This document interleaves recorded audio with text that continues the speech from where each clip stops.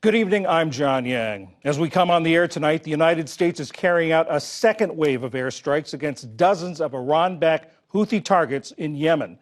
The two-day assault is in response to last weekend's drone strike in Jordan that killed 3 U.S. troops and injured dozens more. Last night's air assault struck sites in Iraq and Syria used by Iran-backed militias. Pentagon officials said it took just 30 minutes Friday night for B-1 bombers and other U.S. aircraft to hit more than 85 targets.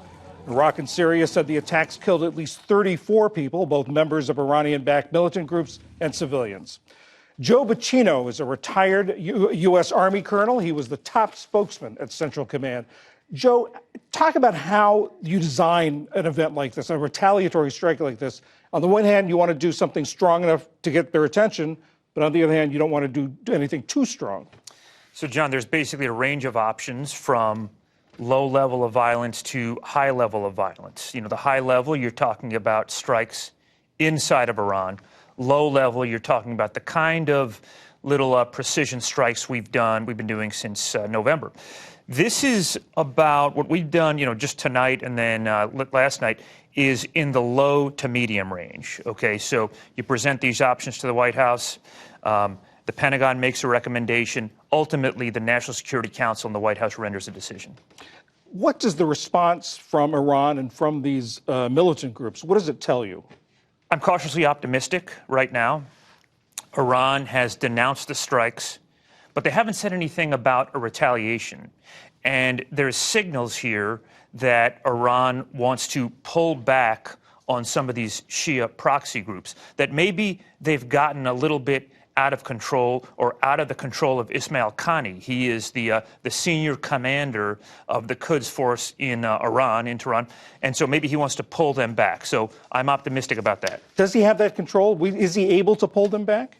What we're hearing is that, you think about Qasem Soleimani, this powerful figure, shadowy figure who really controlled these forces so tightly for so long. When he was struck, that really degraded Iran. It really took away their capability, but it also took away their ability to control these loose groups in Iraq, in Syria, in Jordan, in Yemen. And they've gotten a little bit out of control, and now he's trying to pull them back. So there's concern in Tehran, there's concern in D.C., nobody wants to escalate, so I'm optimistic about that. Some Republicans in Congress have criticized the Biden administration for what they say waiting too long. This strike was last weekend. It took a full week. What do you make of that? What do you say to that? Oh, I agree.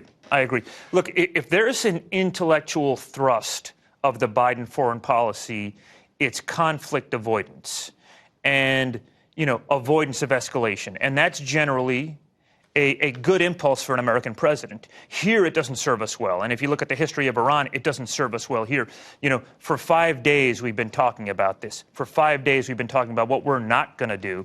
And I think it signals to Iran that they can continue to kind of push us around. They can continue to strike at our bases, and we're not going to make them feel pain. Because what we do to the Houthis here in Yemen, what we do to these Shia groups in Iraq and Syria, it doesn't really manifest in pain in Iran.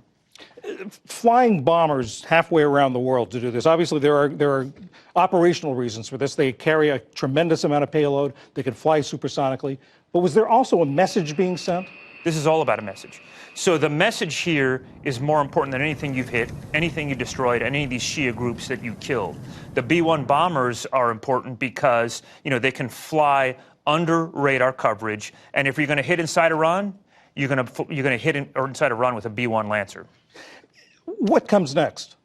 Well, I think what comes next is you're going to see more passes in Iraq and Syria like we did last night. You're going to see maybe more strikes on the coast of Yemen. Here tonight, we hit the capital. I don't think we'll do that again. I think we'll hit coastal battery sites. I think this will go into next week, for a few days into next week, and then we'll see. Then we kind of wait. Did Iran get the message? How is Iran going to respond? How are these Shia groups going to respond? That's what's next. It'll be the same sort of targets, or will the targeting change? No, you're going to see the same kinds of targets, the same level of violence, and really you're going to see these there's a lot more bunkers. So these complexes that, you think about Deir ez-Zor in the east there in Syria and Abu Kamal, these are complexes that have hundreds of bunkers within them. And so, there's a lot more targets you can hit there. We hit 85. That's really not very much. There's a lot more we can do here. Joe Bacino, retired U.S. Army colonel, thank you very much. Thanks so much for having me.